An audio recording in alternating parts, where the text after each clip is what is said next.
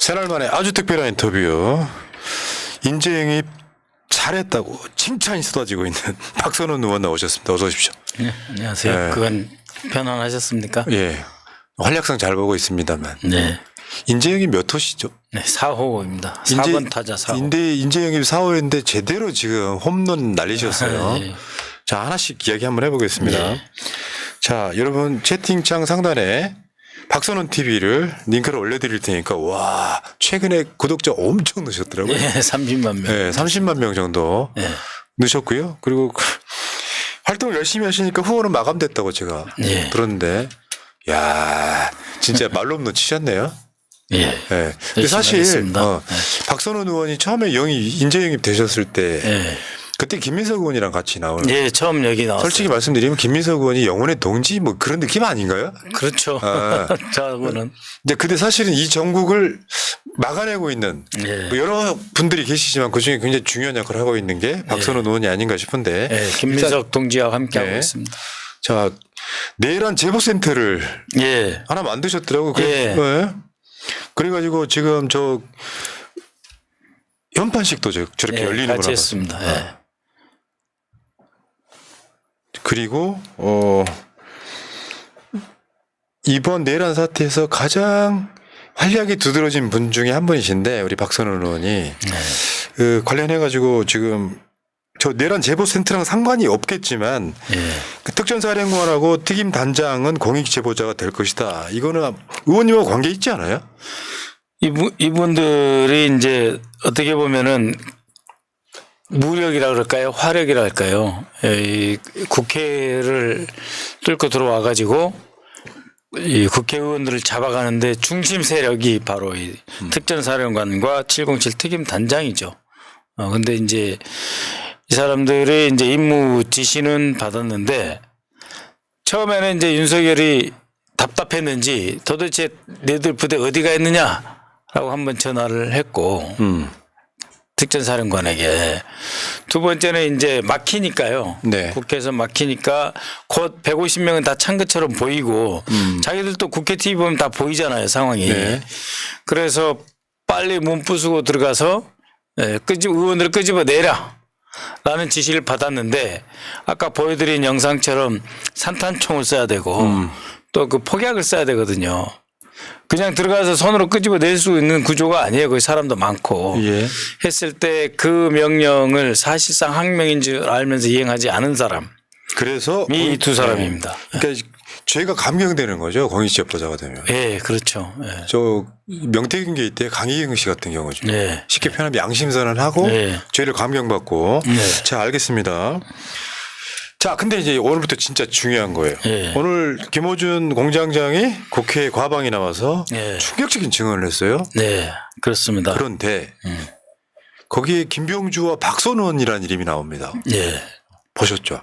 예, 봤습니다. 핵심 요지는 한동훈은 북한군으로 위장한 사람들이 사살하고 북한군이 한 걸로 보이게 만들고 예. 그 다음에 뭐 비슷한 여러 가지 증언들이 있었어요. 뭐 마지막에는 저 김건희 뭐 개헌으로 통일 대통령 되고 민주 쪽 인사들은 살려주고 뭐 이런 식으로 해가지고 예. 북한을 공격하게 만들어서 미국 사람을 죽이고 예. 북한을 미국이 공격하게 만들고 네. 뭐 이 과정에 엄청난 증언이 예, 있었어요. 엄청난 내용입니다. 그래서 저희는 일단 이 김어준 씨하고 상관없이 그 하나의 제보를 받았던 건 사실입니다. 그러니까는 소위 그 돼지 부대라고 하는 게 있어요. 돼지 부대요? 예, 돼지 부대. 예, 그것을 이제 HID라고도 하더라고요. 네. 저는 HID가 뭔지 몰랐고 돼지 부대가 뭔지 몰랐는데 우리 팀에서 돼지 부대가 내려왔다. 속초 이쪽에서. 그래서 지금 판교에서 대기하고 있다. 근데 이 부대는 체포조다. 그리고 일부는 또 감청조다. 이런 보고가 들어왔어요. 그래서 제가 이제 한번 확인을 해봤습니다. 그리고 이 세력들은 이제 국군 정보사 소속이라고 합니다. 그래서 국회 정보위에서 물어봤습니다.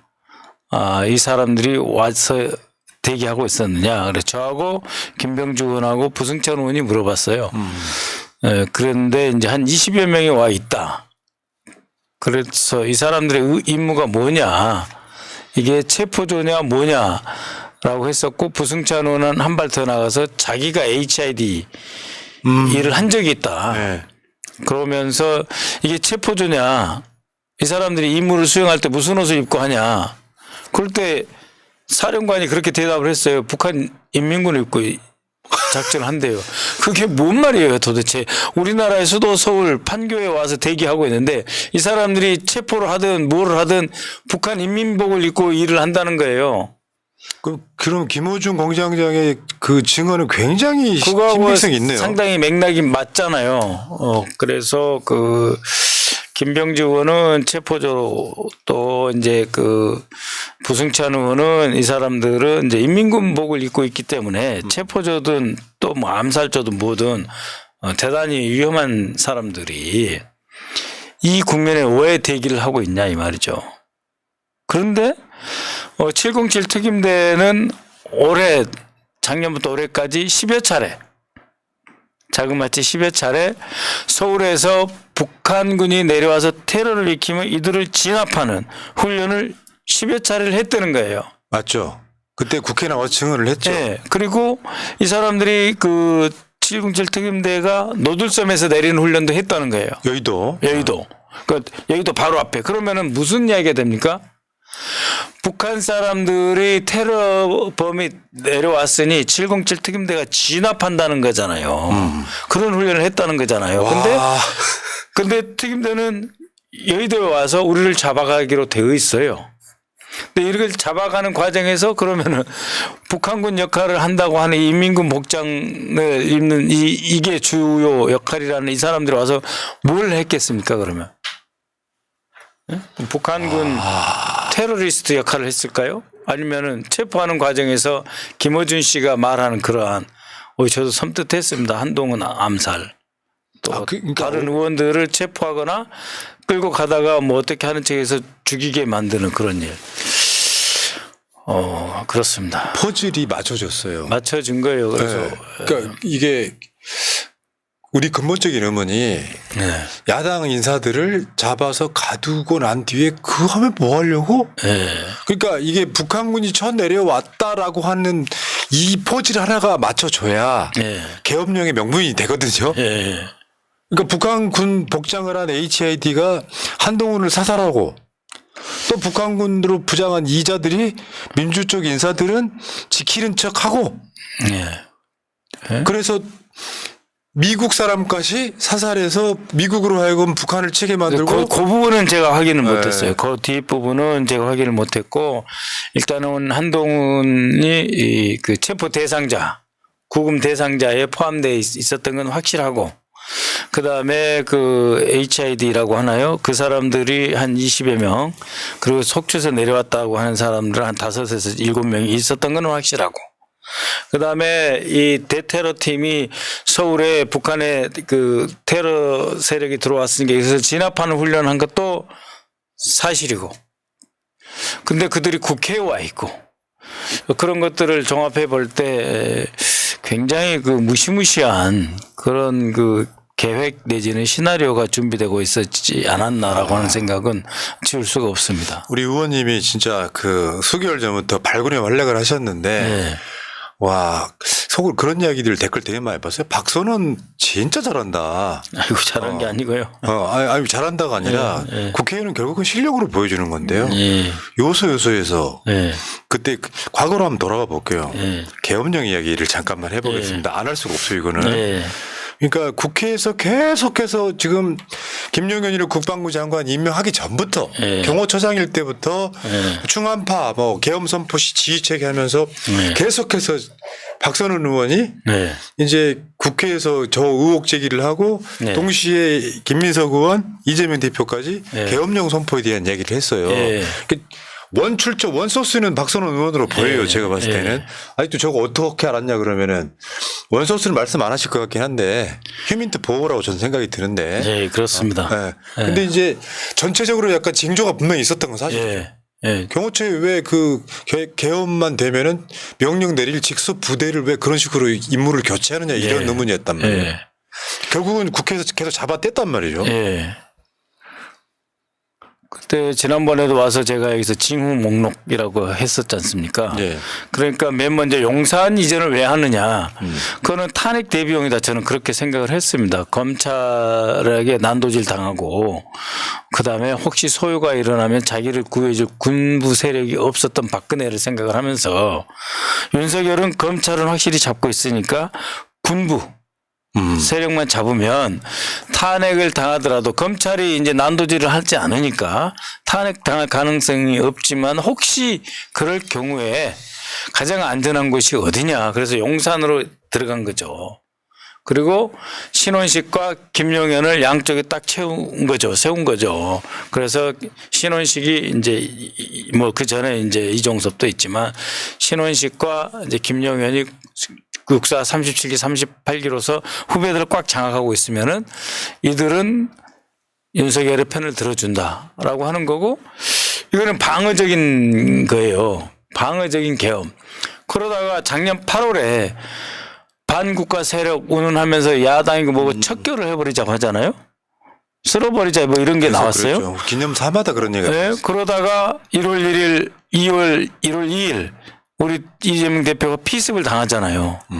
그래서 못 죽였어요. 미안하지만. 혹은 천운이 도와서 살아나셨어요. 야, 그 다음에 이들이 무엇을 할까?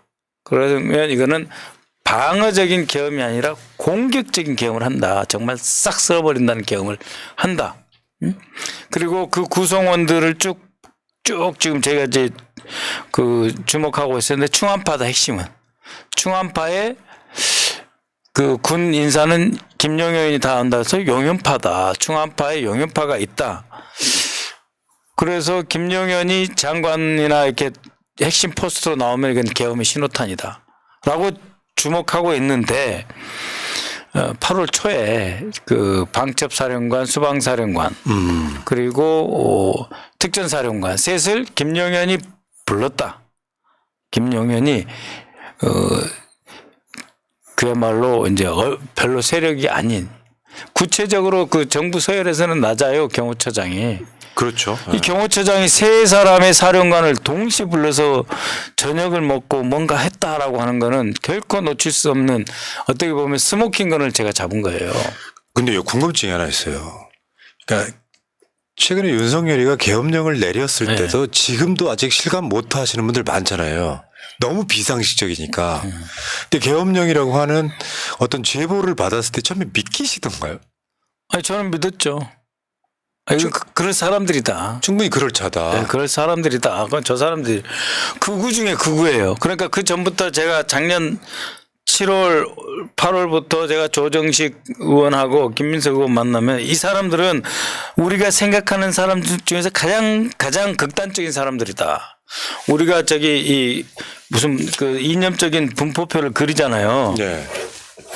그러면은 이제 보통은 이 가운데에 있고 이제 좌우 이렇게 진보 이렇게 나오잖아요. 예. 근데 이 윤석열 쪽 사람들은 이쪽에 있는 극우파다. 맨 오른쪽에만 있다. 맨 오른쪽에 있다. 그러니까 이 사람들은 이 가운데 있는 이 사람들하고는 전혀 생각이 다르다. 우리하고 내 구조가 완전히 다르다. 그래서 저 사람들은 우리가 생각하는 이상의 것을 할 사람들이다. 그 대비를 해야 된다. 그래서 뭐 간첩 사건 조작이도 뭐든 할 사람이고 그래서 뭐 잘 대비해야 된다 그랬는데 반국가 세력 운운하더니 이재명 대표가 필습 당하고 김용현이 등장을 했는데 그때 첩보가 딱 그때 저한테 입수가 된 거예요. 그러니까 지금도 안 믿기는 게요. 네. 계엄을 해서 네. 야당 인사들 싹 잡아들이고 네. 북한 핑계 대가지고 네. 전쟁까지 났다고 쳐요. 네. 그러면 윤석열이 원하는 게 영구집권인가요? 일단은 매우 좋은 그 장기 집권의 조건이 되는 거죠. 장기 집권의 조건이 되고 그런 상태에서 민주당 의원들을 뭐 부정선거다 뭐다 싹 쓸어버리고 보궐선거를 해서 이번에 참여한 장군들한테 국회의원 자리를 주고 검사들이나 아니면 극우 유튜버들 같은 사람들로 다 채우면 네. 그러면은 개헌을 할 수가 있잖아요. 아, 개헌. 총통제로 바꾸는 뭐 약간. 그래서 뭐 입법부의 권한을 확 줄여버리고 얼마든지 그 윤석열 마음대로 할 수 있는 대통령 마음대로 할 수 있고 그러면은 뭐 헌법 바꾸고 뭐 다 하면 되지. 예외 조항 없애버리고. 그래서 무시무시한 이런 그 방어적인 그런 그 계엄 계획이 공격적인 계엄 계획으로 바뀌었다고 저는 생각을 해요. 그래서 이 공격적인 계엄으로 바꿔서 아까 말씀드린 새 사령관 그 첩보를 접했고 바로 그 한 4, 5일 뒤에 허영훈하고 부승찬 의원이 협조를 해가지고 이상민 과 그 국가수사본부장이 3, 4월에 방첩사를 찾아가서 여인영이를 만났는데 그 사람이 충암파다. 이상민도 충암파다. 만나서 무엇을 했느냐. 그 양 기관의 업무 협력을 이야기를 했는데 결국은 쿠데타가 일어날 경우에 내지는 계엄령을 할 경우에 두 기관이 어떤 협력을 할 것인가 하는 논의가 있었다. 라고 하는 것까지는 네. 거의 동시에 저희가 첩보를 입수를 했어요. 저 의원님이 뭐 민주당 내에서 이제 주로 세 분, 그 중에 네. 이제 박선원, 김민석 두 분이 계엄령 갖고 이제 코너에 몰리잖아요. 네. 말도 안 되는 네. 소리라고. 네. 그때 우리 방송했던 것 중에 여기까지 팩트 체크가 됐었는데 국방부 장관과 행안부 장관은 계엄령을 건의할 수 있다. 네. 근데 거기에 이제 두 사람을 네. 충암파로 앉혔다. 네. 그리고 대통령이 계엄령 때 뭐 국방부 장관이랑 상관없이 움직일 수 있는 부대가 있는데 네. 아까 말하는 저 수방사나 특전사나 방첩사 이런 데는 또 자기 라인으로 앉혔다. 그럼 다 준비가 된 거죠. 기초는 다 쌓여 있는 거예요. 그럼 언제 할 거냐? 어떤 명분 할까요? 그것만 남았던 거예요. 근데 이제 김민석 의원이나 저도 참 힘들었던 게 이제 우리 당내에서도 증거를 내놓으라는 사람도 있어요. 그리고 그 이야기 그만했으면 좋겠다 하는 분들도 사실 맞아. 그런 얘기 엄청 많았었죠. 네, 많았어요. 그런데 이제 그래서 김민석 의원이 고맙다고 저는 생각을 해요. 김민석 의원하고 김병주 의원이 굉장히 고맙습니다. 계속 이슈로 싸워줬죠. 김민석 의원이 그런 전략적 판단을 동의를 해줬고 김병주 의원도 그럴 수 있을 거라고 하는 사성 장군이 동감의 표시를 했기 때문에 이것을 막을 수 있었습니다. 제가 무슨 아무리 갖다가 좋은 첩보를 정보를 갖다 줘도 지도부의 핵심 인사들 두 사람이 다 이제 최고위원이잖아요. 이분들이 그래 이거 그럴 수 있으니까 한번 막아보자 추적하자 이렇게 안 했으면 안 되는 거죠. 계엄령이 음모라고 했던 자들의 주장 속에서 힌트가 있어요. 네. 야, 뭔 소리냐. 국회가 과반만 있으면 해제시킬 수 있는데 그 말 뜻은 머릿속에 이쪽에 분들의 머릿속에 계엄령은 국회 과반만 있으면 해제시킬 수 있어라는 게 인식이 돼 있었기 때문에 예방적 차원에서 말도 안 되는 계엄령이 심야에 일어났는데 국회의원들이 대표부터 시작해서 본능적으로 국회로 모이는 학습 효과가 생긴 거예요. 그 전부터 이제 늘 그런 이야기를 했었죠. 추미애 대표님도 2016년 말 17년 그 계엄 문건을 김민석 의원과 함께 확보해 가지고 공개한 사람이잖아요. 그래서 우리끼리 이야기를 했어요. 만약에 계엄 징후가 보이면 그러면은 국회의원회관에 다 모여서 농성을 하든지 우리 차량으로 국회를 뺑 둘러서 우리 스스로 보호막을 치고 탱크가 들어올지 모르니까 막고 그다음에 만약에 본회의장을 뺏기면은 의원회관 안에서 또 회의를 할 수 있어요. 근데 거기서 문제가 뭐냐? 의장님이 계셔야 되는 거예요. 부의장은 안 됩니다. 그래요? 의장이 이 개회를 하고 부의장이 그 사회권을 일시적으로 양도받을 수는 있지만 의장님이 안 계시면 안 되는 거예요. 그래서 의장님이 그 체포 명단에 들어있잖아요. 첫 체포 명단에. 그래서 의장님 쪽에도 말씀을 드렸어요. 혹시 문제가 일어나면 의장님이 피신해서 여기 오셔야 된다. 그게 이제 계속해서 시뮬레이션 연습이 돼 있는 상황. 네, 정신적으로 머릿속으로 그걸 멘탈 엑서사이즈라 그러거든요. 그렇죠. 뇌 속으로 이제 훈련하는 거죠. 마인드 컨트롤이죠. 네. 그래서 진짜 얼마나 고마운지 몰라요. 의장님 들어오셨다는 거예요. 제가 국회 본청에 딱 들어가서 제일 먼저 체크, 의장님 오셨어요? 오셨다는 거고. 그럼 대표님도 오셨대요.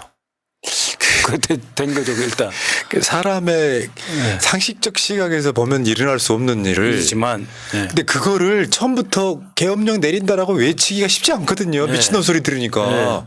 이 21세기에 지금 야 니들이 과반 이상인데 무슨 계엄을 내리냐 하는데 실제로 일어나 버렸단 말이에요. 딱 그 소식 듣자마자 무슨 생각 드셨어요? 아니 저는 이제 계속 우리 보좌관이 계속 저한테 특전사가 이상하다. 화요일 저녁에. 혹시 보좌관 그분이 좀 특전사 뭐 그쪽 정보계통도 계십니까? 예, 그렇죠. 있었던 옛날에 분이죠. 나하고 목숨을 걸고 그 아프간 카불에 그 인지석방하러 갔던 사람이에요. 그때 이 친구는 아주 30대 초반 젊은 친구였는데 가보니까 뭐 이 친구가 배가 아파서 떼굴떼굴 구르고 있더라고요. 근데 전인범 장군이 권총 하나 딱 주니까 갑자기 밤새 아팠던 배가 다 나았고 했던 그런 친구가 제 보좌관입니다. 자, 그럼 계엄령 예언했던 근거는 일단 들어봤고요. 근데 지금 예를 들면 뭐 윤석열이 마지막 담화에서 그런 뉘앙스잖아요. 전에도 말한 것처럼 약 겁만 주려고 이제 절박해서 그래서 사람을 제대로 해칠 생각도 없었고 그랬지만 어제 그 담화하기 전에 국회 문을 부수고 의원들을 끄집어내라 이 얘기까지 나왔고요. 그러니까 절차와 과정 그 모든 것들이 불법이긴 한데 다 불법이죠. 말도 안 되는 소리 하는 거예요. 지가 살려고 그런 소리를 하는 거지. 싹 싹 이번에 정리해버리자. 지가 저기 그 홍장원 1차장한테 그렇게 지시를 했잖아요.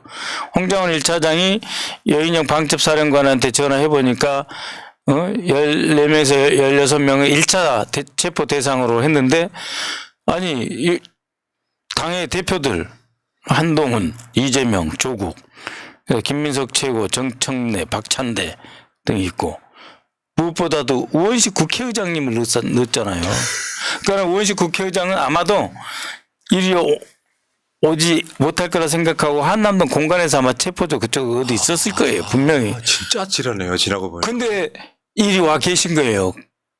다 실패. 네. 민주당 정말 자랑스럽다. 그게 저희가 이제 5.18을 겪었잖아요. 김민석도 그렇고 저도 그렇고 우리 우원식 의장님도 그렇고 이재명 대표님도 나중에 그서 봤잖아요. 5.18이라는 게 어떻게 일어났는지. 그래서 우리가 막은 거예요. 저들이 허술한 게 아닙니다. 저들은 8시 20분에 저녁 식사 마치고 8시 20분에 총리한테 계엄한다고 통보하고 그 시간에 안가에서 윤석열이 직접 경찰청장하고 서울경찰청장 경찰청장한테 10곳 확보 대상지 목표물을 제시했고 병력을 동원하라고 지시했잖아요. 이미 발표하기 전에. 그래서 경찰은 싹 준비해 들어가 있었던 거예요. 그래 놓고 이제 와서 그런 소리를 하면 안 되죠. 윤석열과 국민의힘의 실드는 오죽했으면 그랬겠냐. 겁만 주려고 했다는 일종의 이제 형사법적으로 보면 약간 과실 느낌을 주려고 하고 있고. 그런 거는 우리가 근데 막아서 굉장히 그런 거죠. 치밀하게 고의적으로 준비한 확신범들이잖아요. 그 대통령과 국방장관과 가장 핵심적인 특수부대들이 4개 이상이 동원된 그러니까 사령부만 4개 이상인 거예요. 특전사, 방첩사, 수방사, 거기다가 정보사, 거기다 오늘은 사이버사 개입 의혹까지 제기되었습니다. 수도권에 붙어 있는 5개의 특수부대 사령부가 동원됐어요. 대통령이랑 같이. 이게 장난입니까? 그리고 시작은 8시 20분부터 시작이 됐었던 거예요. 발표는 10시 28분에 했고. 그러니까 2시간 전에 이미 계획을 해서 실행에 들어간 거예요. 근데 실행 준비는 몇 개월 전부터 하고 있어요. 몇 개월 전부터. 실제로는 3월부터. 심지어 여의도에 침투하는 훈련까지 했다는 거 주. 예, 10여 차례 의원님 했고. 물어보신 거죠. 수방사 예, 담당자. 특전사. 특임단장에게는 누가 다른 사람이 물어본 것 같기도 하고요. 예. 그리고 이제 문제는 산탄총 들러왔다는 얘기 좀 예. 충격적이었거든요. 저게 저 산탄총이 지금 예, 산탄총 여러분들은 이제 테러 영화 같은 거 보면 많이 나옵니다. 예, 그 빈라덴 잡으러 갈 때도 그렇고 철문 같은 게 딱 막혀져 있잖아요. 그러면은 저걸로 쏴가지고 이 자물쇠 같은 거 때려 부수는 거고 그렇게도 안 되면 아까 보여드린 그 띠로 생긴 폭약을 부착하고 그걸 폭발시키는 내관으로 연결해서 스위치 눌러서 폭발시키는 거예요. 그 산탄총이라고 하면 예. 우리 어렸을 때 이제 공 잡던 공기총이 아니고 아니고. 굉장히 그 강력한 그러니까 여러 개 총알이 한꺼번에 나가가지고 그 특정 부위 한 뭐 30cm, 30cm, 50cm면 50cm를 집중적으로 그 총알이 나가가지고 뚫어버리는 거예요. 그러니까 우리 보좌관들, 의원들이 있는데 그걸 그쪽으로 향해서 쏘았으면은 얼마나 많은 사람들이 죽었겠어요. 생각해 보세요. 그 우리 그 다선 의원들이 국회에 가시면은 다선 의원들이 맨 뒷줄에 쫙 앉아 계시잖아요. 당 지도부가. 예. 어? 거기에 문에다가 폭발 장치에서 폭발을 해버려. 그럼 그 문이 얼마나 육중한데 거기 폭약하고 폭발하고 그 문에 그 여러 폭파 잔해들하고 이것들이 제일 뒷줄에 앉아있는 우리 지도부를 때렸을 거 아니에요. 네. 그러면 지도부 그 자리에서 몇 명이 죽고 몇 명이 다치고 그 피바다가 되는 거예요. 네? 그러니까 광주 학살도 정말 있어서는 안 되지만 전 세계에서 의회 이 대명천지에 거기를 폭탄으로 터뜨려 가지고 잡으러 가다가 싹 십몇 명 이상 적어도 12명 이상 전 죽었을 거라고 보거든요. 그러니까 총알을 장전하지 않았다고 하더라도 소지한 것만으로도 그렇죠. 그렇죠. 그래서 어떤 일이 일어날 수 있다라고 하는 거를 특전사령관이나 이 특임대장은 아는 거죠. 그리고 그 부대원도 알았어요. 그래서 그 사람들이 사령관이 하지 말자고 대통령의 명령에 안 따라서 그런 거지. 이건 무시무시한 이야기인 겁니다. 자, 근데 오늘 보도에요. 네. 민주당이 계엄 그 2차 계엄 계획 관련한 예. 뭐 문서가 공개된다 뭐 이런 얘기가 보도를 봤거든요. 그 2일차. 2일차? 2일차. 그러니까 이제 하나는 이런 거죠. 1시 2분에 그 해제 결의안이 통과가 됐습니다. 그리고 밖에 있는 뭐 특전사나 이런 부대들은 그 1시 9분에 알았대요. 9분에. 그래가지고 야 이제 끝난 것 같다. 해제하려고 했다. 그러는데 1시 30분에 안보실장 신원식 그다음에 안보실 2차장 인성환 그다음에 국방비서관하고 윤석열이 대통령실에서 합참 지휘통제실로 내려와요. 그러니까 박안수 계엄사령관이 그 세 사람을 데리고 합동참모부 지휘통제실에 있는 결심지원실이라는 데로 이제 데리고 갑니다. 거기서 뭐 들리는 말은 뭐 계엄 계속 하면 되지 또 하면 되지 2차도 하면 되지 뭐 이런 이야기를 했다는 거고 그러면서 1시 40분에 그러니까 1시 30분에 출발했고 1시 40분경에 그 자리에 있는 그 장관 보좌관 같은 사람한테 국회법 그 법령집 갖고 와라 해가지고 보고 나서 이 1시 2분에 해제 결의안이 통과했으니까 지체 없이 해제해야 되거든요. 해제 안 해요. 버티기 하는 거죠. 해제 안 하고 어떤 식으로 할 것인가. 그러니까 그때 충북 증평하고 그 익산에 있는 그 제7 공수여단하고 제13 공수여단 여전히 대기 상태에 있었고 3시경에 계엄사령관 박안수가 육군본부에 있는 투스타 4명을 불러 올리고 그러면서 해제는 안 된 상태라고 하는 것은 결국은 2일차 계획 내지는 이 계엄을 지속시키는 2일차 계획 내지는 2차 계획이 있었다고 보고요. 그다음에 이제 그 문건이라고 하는 거는 이제 제가 알기로는 박안수가 마치 아무것도 안 한 것처럼 완전히 그렇죠. 내허수아비처럼 그렇게 주장하잖아요. 그렇지 않습니다. 어리석은 척, 어리숙한 척 하지만 그렇지 않아요. 굉장히 중요한 역할을 많이 처음부터 했다. 다 준비했고 10월 1일 저기 국군날 행사 때 그 박한수가 그 행사를 받아서 진두지휘하자는 그게 무슨 뜻입니까? 군을 한번 동원해 본 거예요. 네? 특전사도 그때 왔었어요. 저 성남 비행장에 와가지고 시가 행진 때 군을 동원해 본 훈련을 10월 1일 날 한 거예요. 그리고 10월 9일 날 드론을 띄워서 평양을 흔들보고 10월 20일 날 또 연평도에서 약 K9 자주포 400여 발 쏴가지고 또 북한 놈들 흔들어 보고 그 다음에 10월 그 언저리에 천무 30발을 강릉에서 또 뭐 동해바다 쪽으로 쏘아가지고 북한 놈들 또 흔들어 보고 그래서 계속 이 도발을 유도하는 듯한 행동을 했습니다. 그 다음에 11월 말에는 그러니까 제가 말씀드린 3월 달에 준비를 하잖아요. 3월 달에 새 사령관을 불러 모으고 3월 달에 이상민이가 방첩사를 가고 3월 달에 충성 8천이라고 하는 훈련해요. 방첩사에서. 그 뭐냐면은 전시로 전환했을 때 방첩사가 이 합동수사본부로 전환해서 어떤 일을 할 건가 훈련하는데 평년에는 1박 2일 했는데 올해는 2주를 했어요. 2주. 네? 훈련을 2주 했어요. 이 세 가지는 결정적인 증거입니다. 준비했다는 증거. 그랬다가 쭉 이거를 이제 그 다음에 이제 특전사가 서울에 그 대테러 훈련 하는 거 10여 했고 딱 맞아떨어서 준비 다 해놨다가 김용현이 장관으로 딱 온 거잖아요. 네? 그 다음에 합참 차장도 바꾸고 자기 쪽 사람으로 이렇게 쭉 인사를 계속해요. 하부 인사를. 그 다음에 사이버 사령관도 자기 쪽 사람으로 바꾸고 다 인사를 다 해놔요. 그리고 문상호 정보사령관 같은 경우에는 소위 그 블랙요망이 다 깨졌다고 하는데 책임을 묻지 않고 그 자리에 남겨둬요. 문상호는 굉장히 그 김용현하고 가깝다고 그래요. 제가 듣기로. 그런 사람들 자리에 다 앉혀놓고 그다음에 이진우 여인영이는 김용현이 17사단장 할 때 이 부하로 데리고 있던 사람들이고 이들이 수도권의 핵심 부대 수방사 그다음에 방첩사 그리고 판교에 있는 양양인가 어디 있는 정보사 거기다가 사이버 사령부까지 사이버 사령부도 갖춰냈어요. 이 4개 사령부를 동원했다고 하면 이 사이버 사령부는 지금 확인 중에 있습니다. 아직 확정은 하지 않고 의혹을 지금 제기한 상태예요. 이 4개의 사령부에다가 특전사령부 5개 사령부가 동원이 됐잖아요.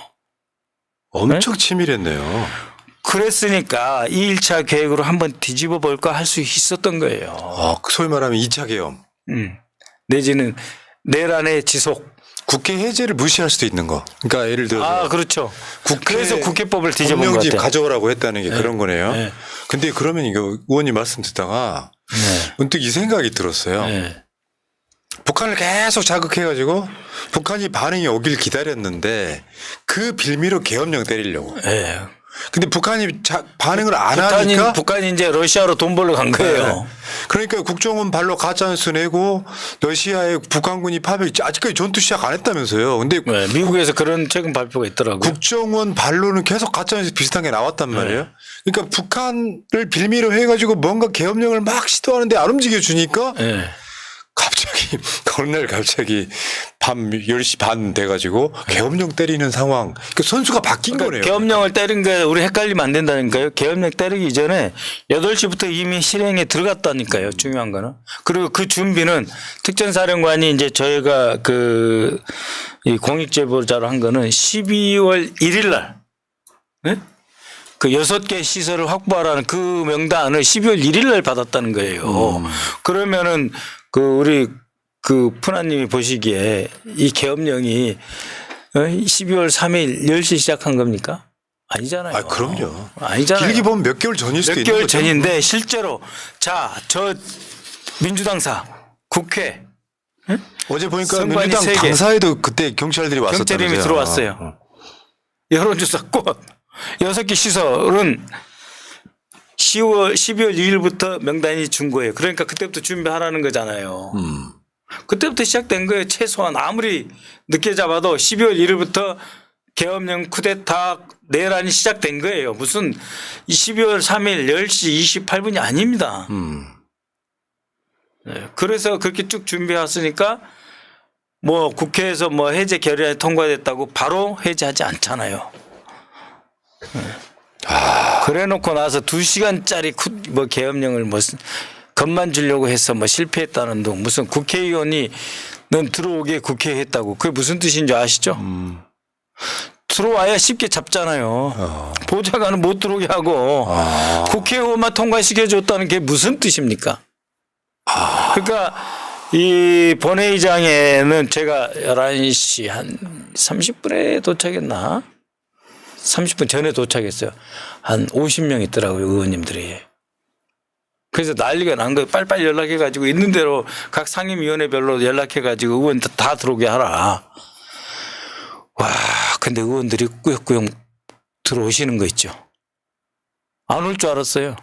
박범계 의원은 대전에서 택시 타고 기사는 퇴근시켰으니까 시속 뭐 한 150km로 밟고 온다 그러고 허영 의원은 자기 지역구 원주에서 200km 가까이 자기 이제 아마 엄청나게 벌금 많이 날 거랬는데 완전 소름이었네요. 200km로 밟아가지고 뚫고 들어온 사람이에요. 네.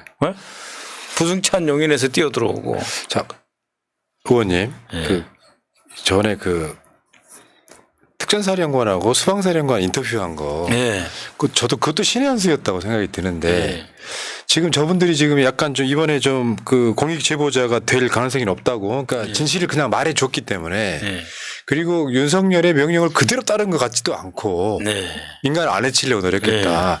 근데 저거는 어떻게 찾아가시게 된 거예요? 그러니까 내란이 확실하게 실패한 다음에 이 두 국방위원이 찾아갑니다. 찾아가서 인터뷰하면서 이 전국 흐름을 바꾸는데 굉장히 중요한 역할을 했거든요. 그렇죠. 이제 저게 이제 다시 새 규합을 해서 다시 튀어 올라올 거냐 말 거냐 그 굉장히 그 변곡점, 그 민감한 그 세력의 전환 시점이에요. 저기서 특전사령관이 다시 탱크 밀고 나오겠다 해버리면 모르는 거예요. 낮에 그냥 끌고 나온다는데 어떻게 하겠어요? 응? 아니면 새벽에 또 끌고 나와버리면 어떻게 하냐고. 그 다짐을 받는 거죠. 네, 그래서 김병주 의원하고 제가 이제 가는데 사실 김병주 의원이 자기가 전화해가지고 항의성으로 한번 방문하겠다 이랬는데 겁이 나더라는 거예요. 체포될 수도 있다. 자기가 거기서 억류될 수 있다. 근데 이제 특전사는 이제 국정원하고 같이 그 협력하는 경우가 많이 있어요. 대테러니까. 그러니까 저랑 같이 가자는 거예요. 저하고 둘이 가자. 그래서 국방위원이 항의 방문을 하자. 거기다 인터넷 생중계까지 해버리면서. 네, 이제 겁나니까 해도 막도 못하게. 아, 그런 내막이 있었군요. 네, 그래서 갔고 사실은 이제 그 전에 김병주 의원님이 좀 연락을 해서 좀 이렇게 다시 좋은 전환의 기회가 필요하다 이렇게 좀 설득하셨던 것 같아요. 자, 그때 또 역할을 하셨고 그러니까 이제 모르겠어요. 제가 아까 휴민트 이야기를 했는데 이렇게 저렇게 휴민트도 한 사람만 믿지는 않을 거예요. 여러 가지 크로스 체크를 하실 거고 왜냐하면 계엄령을 먼저 의혹 제기를 했을 때는 정치 생명이 걸릴 수도 있는 거거든요. 그렇죠. 근데 이게 터지기 전까지는 진실로 안 드러나면 이상한 사람 되는 거예요. 네, 그러는 거예요. 제가 제 또라이 속된 말로 또 뭐 섣부르게 뭐 그 튄다 이런 말 쓰잖아요. 사람 보내버릴 때 좋은 말 있잖아요. 쟤는 튄다. 뭐 그렇게 되는 거죠. 근데 제 눈에는 보이는데 어떻게 해요 그게. 근데 놀라운 정보력인 게 김용현이가 출국한다더라, 튄다더라 이 이야기도 하셨잖아요. 일본으로 출국할 계획이었다. 그래서 결국 출국 금지로 되거든요. 막았어요. 저걸 어떻게 하셨어요 또? 그러니까 생각해봐요. 지금 김용현이 튀어버렸다. 그러면 다들 김용현한테 뒤집어 몰아버리고 씌우고 대통령이 야 저 사고 쳐버렸네. 그래서 내가 뭐가지 쳤는데 그랬을 거 아니에요. 뭐 잘랐는데.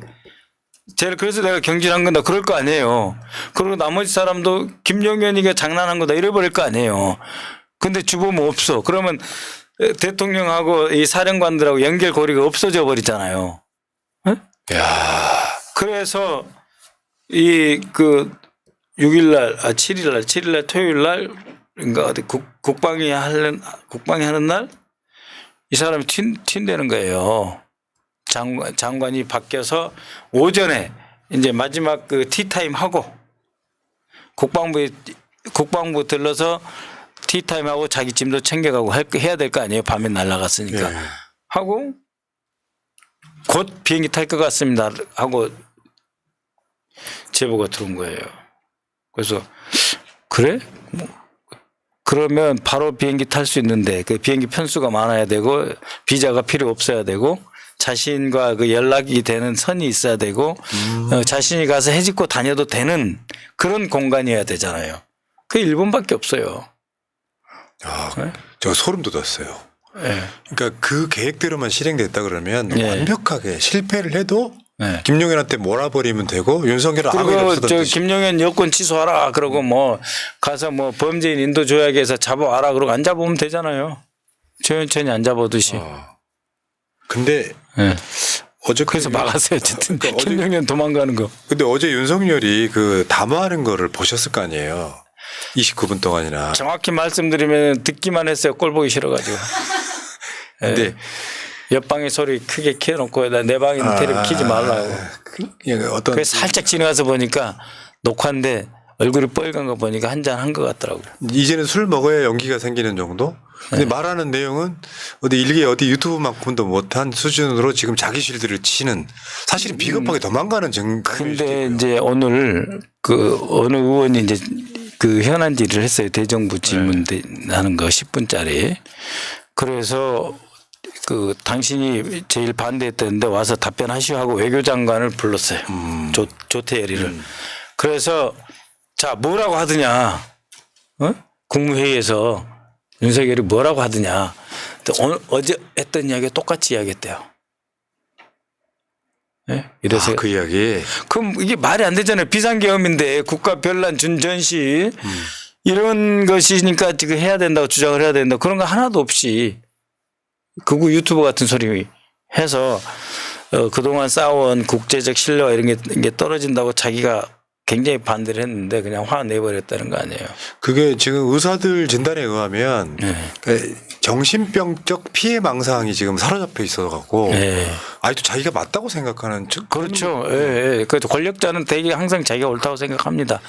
그렇긴 해도 너무 예, 비상식적이니까요. 권력 중독, 파워 프리기라고 하는데 권력 중독은 항상 그렇게 나오고 ADHD, 예, 그러니까 분노 조절 장애, 뭐 이런 거 있는 것으로 보여요. 제가 봐도. 야, 우리 이재명 대표의 성견지명 박선원을 인재 영입 아니야. 근데 무슨 일이 났을까? 영입도 영입인데요. 진짜 이거는 우리 대표님한테 허락 받고 말씀드려야 되는데 단독. 7월 한 20일경에 대표님이 저한테 그러시는 거예요. 혹시 쿠데타 계엄령 한다는 말 못 들었네요. 그래서 계엄령 한다는 말은 못 들었는데 계엄령을 준비하는 징후는 많습니다. 예. 용산 경찰서 400명에서 600명으로 증가시키고 경호처장이 필요하면은 그 여러 가지 그 협조를 받아서 병력을 동원할 수도 있고 경호처장 때부터. 예? 그리고 뭐 이 군 동향이나 이 충암파 이런 것들 보면은 그리고 그 조현천이가 하고 친구고 조현천이가 들어왔고 여러 가지를 보면은 준비할 가능성이 높습니다. 계엄령을 할 것 같습니다. 그랬거든요. 그래서 그거 좀 잘 점검해야 되는데 이러시더라고요. 그래서 그러면 내가 필리버스터 때 내가 계엄 문건을 갖고 있으니까 문제 제기를 하겠습니다. 근데 본회의 때 해야 면책 특권이 있으니까 본회의 때 하는 게 좋겠다. 그래서 제가 한 겁니다. 제가 그냥 한 게 아니고 대표님이 이제 피습을 당하셨잖아요. 남다른 척? 그래서 이 자들이 나를 또 죽이려면 어떻게 죽일까 그런 생각 하지 않겠어요? 그래서 이제 길거리 자객 같은 사람을 또 보낼 거라는 거는 생각하지 않으셨겠죠. 뭔가 이 국가폭력이 대대적으로 동원돼서 나를 어떻게 할 거다라고는 두려움 겸 촉이 있을 수밖에 없죠. 네. 그리고 그건 합리적이고 과학적인 생각이에요. 네. 사회과학적으로 옳은 판단이에요. 그래서 저는 그걸 생각하고 있었고 그래서 제가 필리버스터링을 했었고 그러면서 김민석 의원한테도 야, 쿠데타 할 것 같아. 계엄령 할 것 같아. 그런데 김민석 최고도 그렇게 동의를 해줬고 김병주도 동의를 해줬고 그러니까 지금 그래서 우리가 막은 거예요. 네 사람이 네. 최고위원회에 들어가는 지도부 세 사람이 네. 박선원을 믿어준 결과물일 수도 있겠네요. 네, 그런 점도 있죠. 네, 그런 점도 있죠. 자, 근데 그러니까 전체적으로 의원님 말씀 들으니까 얼기가 잡혀요. 네. 북한을 자극했던 건 계엄령을 위한 거였는데 북한이 안 움직이니까 무리수를 둬서 계엄 그냥 바로 때려버린 거네요. 그 과정에서 오늘 그 김호준 동장장 이야기가 난 더 퍼즐이 잡히거든요. 그게 북한의 소행이어야만 되는 것. 일종의 북한이 침투해 내려왔다라고 하는 것이 계엄령에 우리가 미리 알고 있었어. 그리고 내려와 가지고 지금 여당 대표를 사살해 버렸어. 그러면 계엄령이 완벽해지는 거잖아요. 그러니까 김호준 공장장의 증언이 전혀 혼백난 게 아니라 퍼즐 하나 맞추는 완벽한. 그래서 그 앞에 부분 그 HID 부분은 조금 이제 신빙성이 있고 뒤에 부분 있잖아요. 미군을 어떻게 하고 뭐 화학전하고 하는 거는 그건 또 다른 이야기거든요. 근데 제보를 본인이 받으셨다고 하고 본인도 검증은 안 됐다 이야기했어요. 제보를 받았다고 하는데 저도 그 부분은 검증 안 됐습니다. 네, 알겠습니다. 조금 더 짚어봐야 되고 정보를 모아봐야 되죠. 아무튼 저는 이제 개인적으로 1대1 인터뷰를 할 때는 이제 박선훈 의원 뵐 때마다 느끼는 건 저분이 약간 좀 그런 거죠. 웃는 듯 저번에 필리버스터 할 때 제가 뵙고 저 그 모습을 보고 내공이 장난 아닌데 일종의 이제 완급 조절을 하실 수도 있는 분이잖아요. 막 화내실 때 화내시다가 좀 유머도 막 발휘하시고 그러는데 갑자기 저분이 그것도 이제 가장 가까운 고향 선배세요. 예, 저하고는 그렇습니다. 푸나님하고 태어난 곳이 같아서. 근데 이걸 보면서 느끼는 게 되게 정말로 자랑스럽고요. 네, 고맙습니다. 이번 계엄 전국에서 야 진짜 대표가 인재 위원장이었잖아요. 민주당 공식 용어가 인재 위원장입니다. 인재 위원장입니다. 근데 4번으로 영입한 것이 다 이유가 있구나 이런 생각을 해봤고요. 지금 방송하는 시점 내일 그 시간 땡겼더라고요. 1시간. 그러니까 토요일 날 오후 4시에 5시가 아니고 4시. 4시인데 이제 탄핵을 앞두고 국민 여러분께 한 말씀 하십시오. 이쪽 보시고. 지금 이제 윤석열이 노리는 거는 이 긴장이 늘어져 버리게 하고 그러면서 자기가 다시 판을 엎을 수 있는 기회를 노리고 있습니다. 탄핵에 가면은 헌재에서 내가 이길 수 있다. 그러니까 서서히 김을 빼고 내란이 아니고 별거 아니었어.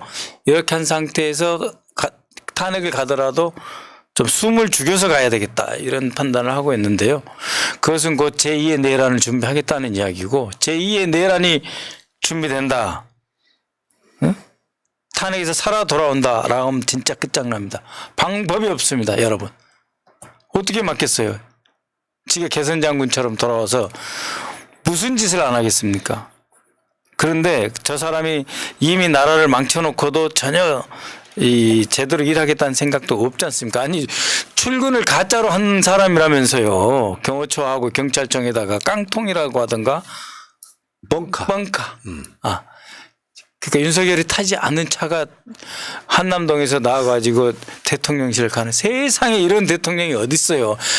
박근혜는 월화 목금 일하는 척 했어요. 최순실을 시켰지만 월화 목금은 출근은 했어요. 이 사람은 출근한 척 거짓말 이런 사람이 어디 있어요. 그래서 이번 기회에 직무정지 시켜야 됩니다. 그리고 이번에 구속을 해야 됩니다. 직무정지 되자마자 구속시키고 직무정지 되면은요 관저에서 거의 못 나와요. 누가 업무 보고도 못 갑니다. 그런 상황이 되기 때문에 저 사람은 절박하지만 정말 여기서 끝내야 돼요. 여기서 안 끝내면 이 소란과 어수선함이 길어지면서 나라가 얼만큼 망가질지 모릅니다. 여러분 전국에 계시는 국민의힘 지지자 혹시 계시면 전화해 주세요. 국힘의원들한테. 나라를 다시 살려야 된다. 이래서는 안 된다. 이번에 꼭 탄핵 가결시켜야 된다라고 말씀해 주십시오. 정말 부탁드립니다. 고맙습니다. 자, 큰일 하셨고 앞으로도 큰일을 더 하셔야 될 것 같은데 국민 여러분들이 지금 민주당 등 야당에 어마어마한 박수를 보내고 있습니다. 지금 현장에 가보시면은 정말 뭐 일찍이 본 적이 없는 선거 유세장에서는 본 적이 없는 세대들이 지금 나와서 응원을 하고 있다는 말씀드리고요. 자, 잠깐만요. 근데 저도 이 협박을 받고 있기 때문에 조금 속도를 조절해야 됩니다. 이제 오늘까지 이렇게 좀 열심히 활동하고 조금 속도를 조절해야 될 상황이 국회 안으로 쏙 들어가셔야 돼 지금 상황은. 아니 지금 저 국회에서 있어요. 영내 대기. 사실 새날은 거기 국회 영내에 가깝죠. 네. 자, 여보 국짐의 관짜가나 아들 의원님 감사드리고요. 내용은 못 읽어드리겠습니다. 캡틴 K님 고맙고 박선자님, 개병님, 박선원 동지로서 진심으로 환영합니다 하셨고요. 자, 김효명님 응원합니다 의원님. 혹시 예산 삭감에 극한 분노를 보인 윤석열과 군을 서해하려는 지금의 필요와 연관성이 있지 않을까요 물어보셨고요. 자, 김선영님, 마틸다님께서는 이런 시원한 얘기 온종일 기다렸어요. 뭐 이런 얘기를 하셨고요. 감사합니다. 3번 보내주셨고요. 박미선님, 박선원 의원님 위험합니다. 구독료 하셨습니다. 여러분 채팅창 상단에 박선원 TV 지금 30만 넘었다고 합니다. 예, 구독해 주십시오. 한 방에 30만 넘으신 예. 정말 대단히 나라 살리신 분 박선원 의원 안전하게 윤석열 탄핵시킬 수 있도록 여러분들이 예. 많이 성원해 주시기 바라겠습니다. 예, 오늘 새날 독자님 뵈서 반갑고요. 저기 극우 유튜버들은 혼자 한 150만 한 사람도 몇 명 있더라고요. 있어요. 예, 그런데 우리는 이 깨어있는 시민들이 조직화돼야 되니까 우리 새날로 다 조직화돼야 되고 거기에 이제 김민석 의원, 저 김병주 이렇게 이재명. 해가지고 이재명 아. 이쪽으로 해서 우리도 스크럼 짜야 됩니다. 그걸 우리가 뭐 오프라인에서 어떻게 하는 게 중요하지만 또 이런 상황이 나왔을 경우에 저들은 알아요. 이제 더 신속하게 움직일 것입니다. 그래서 우리는 더 신속하게 움직일 수 있는 체제를 갖춰야 되니까 구독해 주십시오. 새날 TV, 박선원 TV 모두 구독해 주십시오. 알겠습니다. 이야, 우리 새날까지 걱정해 주시네. 새날도 한 500만 돼야죠. 그러니까 저는 다 이제 같이. 의원님 뭐 네. 활약하시는 모습을 지켜보면서 한편으로는 든든하고 한편으로는 걱정스럽고 네. 이렇게 개인은 다 네. 외로운 존재들이거든요. 저 힘내시고 네, 힘내겠습니다. 100만 고맙습니다. 구독자가 박선원 응원한다는 말씀드리겠습니다. 네, 고맙습니다. 자, 탄핵시키고 봬요. 예, 고맙습니다. 고맙습니다. 예, 분하님.